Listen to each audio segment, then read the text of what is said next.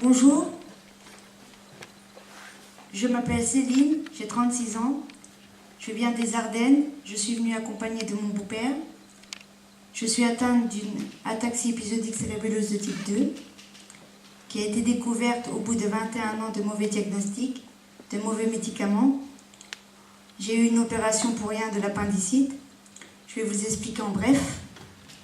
Je suis tombée à l'âge de 9 ans alors que j'allais en voyage de neige. Ça aurait dû être un voyage de rêve. J'étais tellement contente de partir quand tout a basculé dans le train. Mes symptômes étaient des étourdissements, des vomissements, cela jusque 8 fois par jour. Il fallait que je dorme pour que ces symptômes arrêtent. Premier diagnostic qui tombe, c'était crise de foie, diagnostiquée en Haute-Savoie. Pour moi, ces vacances, ce fut un cauchemar. Pour moi, j'étais qu'une enfant qui ne comprenait pas pourquoi moi. Tant de questions sans réponse. Aujourd'hui, si j'en parle, c'est pour vous faire comprendre que tout peut basculer d'un coup. Avant, je n'avais aucun symptôme. J'étais une enfant comme tous les autres qui profitaient de la vie. Je veux aussi éviter d'autres erreurs, comme cela a été pour moi. Je me dis que même s'il y a 1 voire 2 cas par région, ils sont là et je peux apporter mon aide, mon soutien aux enfants touchés par la maladie.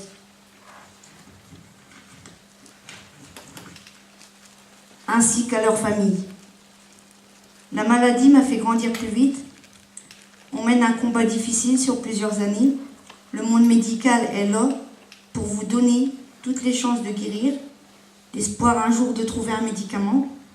Pour ma part, je pense qu'il faut apprécier les qualités qu'il vous a fallu pour faire face à toutes les étapes de la maladie, même si parfois ce n'est pas facile et ça ne le sera pas.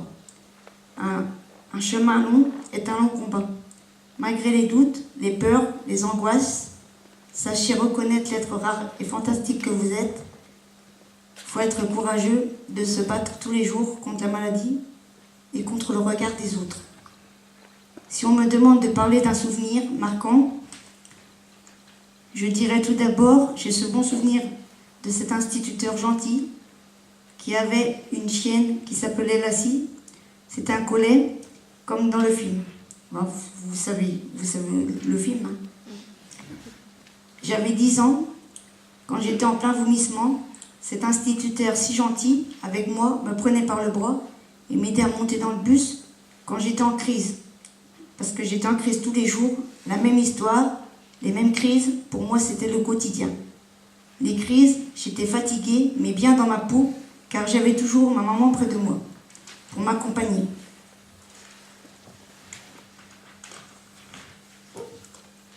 J'avais beaucoup de mal à l'estomac.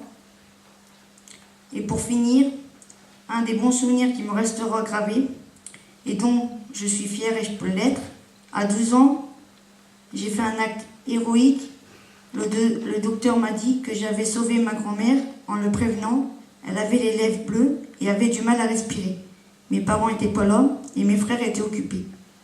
J'ai aussi aidé ma maman à faire le ménage à 9 ans. Pourtant j'étais malade et fatiguée. Mais j'étais pleine de vie, j'aime la vie.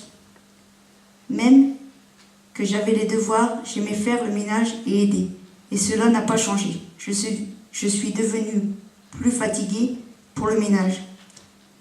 Je m'occupais de ma grand-mère. Je faisais la cuisine aussi. J'ai appris seule au début. Ma mère ne voulait pas que j'utilise le gaz, mais je voulais lui montrer qu'elle pouvait me faire encore plus confiance. On va passer à l'adolescence. Je suis rentrée au collège, en SECPA. Je devais aller au collège simple, mais vu que ma maladie perturbait les cours, ils ont décidé la SECPA. Arrivé en SECPA, mes notes ont chuté. Alors voilà, tout se passait bien. Je ne manquais presque pas, sauf quand j'étais à l'hôpital. J'allais à l'école malade, où je me suis fait des copains malades, comme moi, avec qui on se comprenait. Il n'y avait pas de préjugés.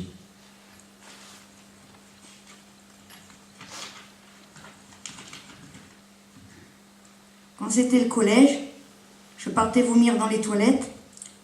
L'école m'a beaucoup perturbée. les profs me laissaient de côté. J'y connaissais rien en écrit, mais en oral, je comprenais tout. Et j'ai quand même eu mon brevet des collèges, malgré toutes ces difficultés. Je faisais du sport, je faisais tout comme les autres enfants, en bonne santé. Et je n'étais pas mis à l'écart. J'avais honte quand j'étais malade, peut-être parce que je grandissais. Je faisais des stages en maison de retraite quand j'étais au collège. À partir de mes 14 ans, ils étaient contents de moi et j'adorais m'occuper des personnes âgées.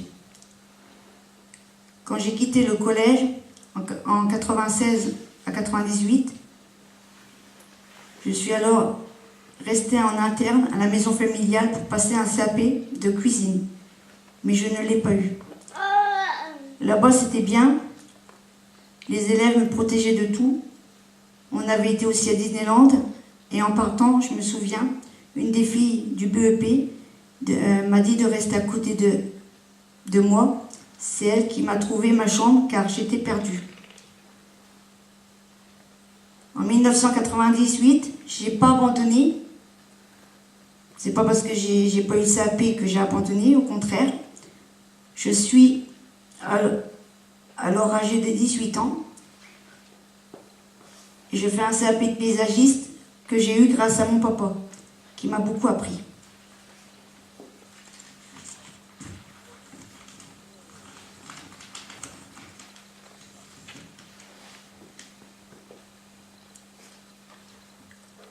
À l'école du CFA, c'était la solitude, les menaces, l'humiliation pendant 2 ans. Et malgré toute cette humiliation, toutes ces menaces de mort que j'ai subies, ces moqueries, parce que j'étais différente, j'ai tenu. J'ai jamais rien lâché, j'ai été forte jusqu'au bout, même si j'étais seule pendant 2 ans, sans amis, mon but était mon diplôme. Malgré la maladie, j'ai réussi. Même si aujourd'hui il est juste encadré, je suis fière de ce que je suis devenue. Juste quelqu'un qui se moque du regard des autres. Et le professeur, lui, était content, car je suis la première fille à obtenir le CAP de paysagiste dans leur établissement. Pour moi, avoir la force et le mental,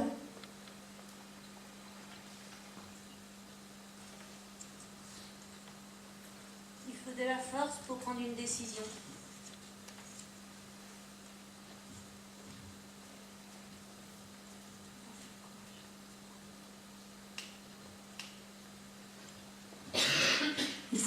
il faut parfois du courage pour affronter le regard des autres. Il faut de la force pour avancer. Il faut du courage pour accepter de s'être trompé. Il faut de la force pour accepter la maladie. Il faut du courage pour accepter ses limites. Il faut de la force pour se battre.